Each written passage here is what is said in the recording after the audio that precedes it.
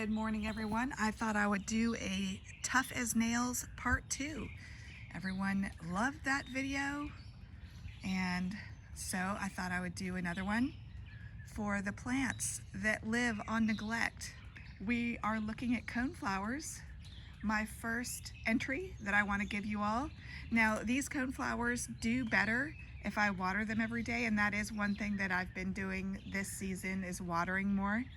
And I do water every day. It's my one guilty pleasure. Isn't that crazy? That has to be a guilty pleasure. But these coneflowers like to be watered every day in my very hot and humid zone 8 garden. But you don't have to. And they will give you flowers. So these are my first entry for my Tough as Nails flowering plants that do well on neglect. This is actually flowering right now. This is, I think it's called Santolini. I'll have to double check. But these flowers are really fun.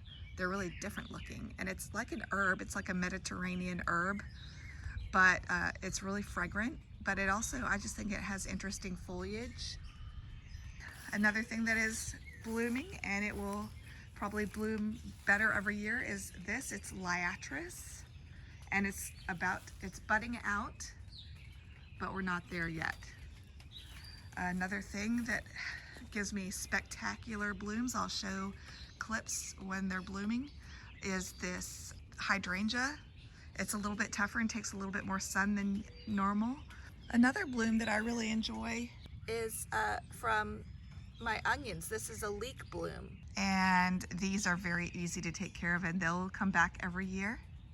And they really add interest to the garden. I like to use them as a decorative type flower, even though it's a leek, and I never eat leeks. I just grow them because I think they're pretty.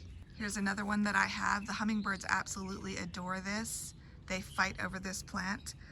This gets absolutely no care.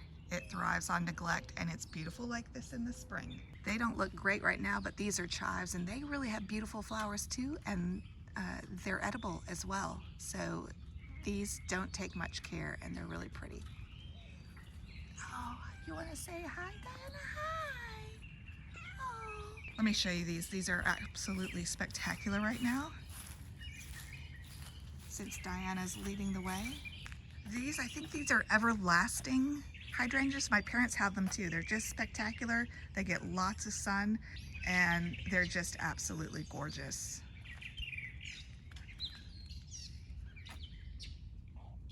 I have another thing I want to show you.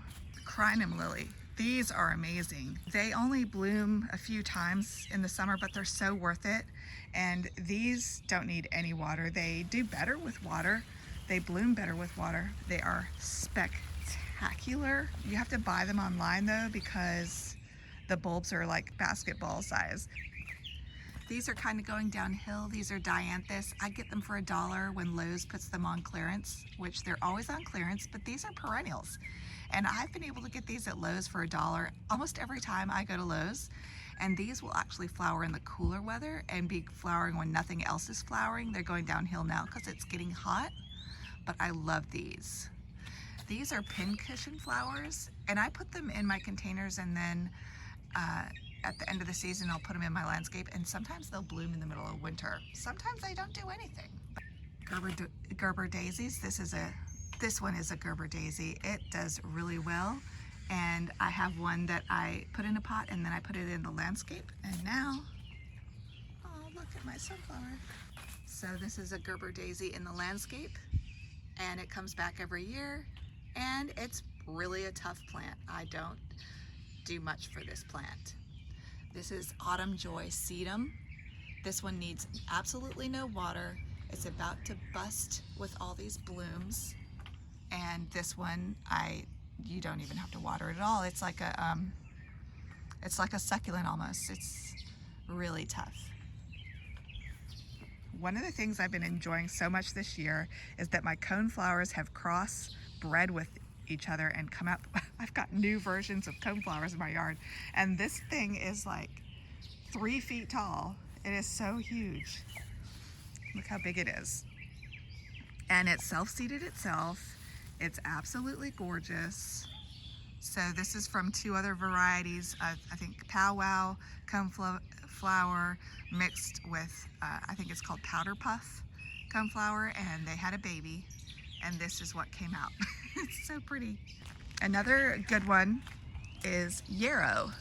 Oh, another really good one. Let me show you this since I see it. Is a Cleo, and this is Cleo, and I planted it once, and now it seeds itself every year. And it's probably better to grow it fresh from new seed every year because every year the seeds get weaker. But this is looking good. It's beautiful. My hydrangea's doing well, but it's because I've been watering it extra, so I can't say that that thrives on neglect. It needs so much water. If you're somewhere hot, I do not recommend hydrangeas unless you get like the everlasting variety. Okay, here's one of my crinum lily that is blooming. It's gonna be gorgeous. Yarrow is another good one. This one needs to be staked, but it's got really interesting feathery leaves, and this doesn't take much care. It has died on me before though, in extreme heat, when it gets over 100 degrees for many days in a row and I don't water it. Yes, then it will die, but it takes a lot to kill it. I would be remiss if I didn't mention these muley grasses. These are the white variety. I'll show you video footage of what they look like when they are gorgeous, and they are gorgeous, and they give interest to the fall garden so that when everything else is doing nothing, they are doing something. Another plant that's nice if you have a very large spot and that's hot and dry are chased trees. And the bees love this tree, and it's full of these beautiful blossoms. The bee is on the leaf, oddly enough, but they like to sleep in this tree, and then as soon as the sun comes up, these bees are all over these blooms. Good morning, little bee. This is a very good plant. This is tough as nails. It will die in super freezing temperatures, but this is Lantana. The Lantana, you can get these in smaller varieties. This one gets huge, like a huge shrub, but there's smaller ones that you can get, and they're very tough and beautiful, and bees and butterflies love them. Another one that has done so amazing for me, there's my volunteer sunflowers. I put the seeds out, but that's all I do. These have also been really great. They very much like a wildflower. I will put the name of exactly what these are because I don't want to get them wrong. Another one that I have out in what is called a hill strip, which is a strip of land like this next to a street that's hot and humid and gets all kinds of sun. I have Rudbeckia, and these have gotten bigger and bigger every year. They do get wilty. I flower them because I feel bad for them, but they get really big and healthy, and there's all kinds of different Rudbeckias. There's ones that grow like sunflowers, like 8 feet tall. There's smaller, compact ones. I don't know what variety this is. Again, it's something I got off the Lowe's clearance rack. And another good one is Salvias.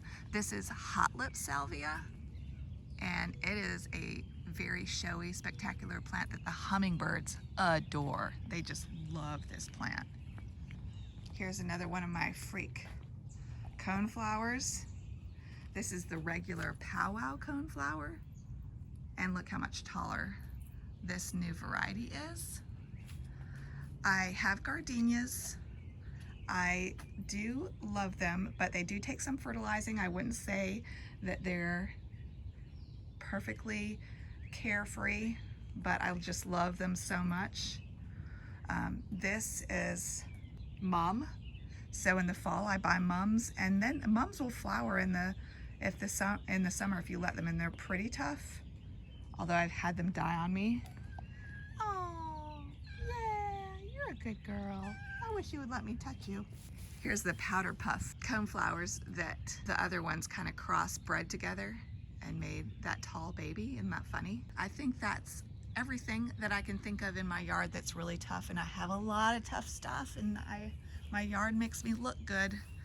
Oh, another good one. Let me show you one more thing, is this hyacinth vine. This will self-seed itself too after you plant it one time, and I let it grow over my shrubs like and make it look like an amazing shrub with these stunning flowers. But these flowers are edible. There's beans that it puts out that are the seeds that are poisonous if you don't cook them the right way, so I don't even do that. But I love to come out and munch these little flowers. It tastes like really sweet peas, like sweet peas. But oh, and the other thing that I don't have growing right now, it kind of takes over your garden. You actually have to pull it like weeds, but it's morning glory. And morning glory is another one that will give you a lot of flowers for very little effort. In the heat and the dry conditions, it does like to get some water. I will see if I can find some video footage to show you. I think that's it. I hope you guys enjoy this one as much as you did the other one. That other one kind of blew up on my channel. But that's it. And thank you so much for watching. I appreciate you all so much. Leave me a comment. And I'll see you maybe in a year or two. I don't know.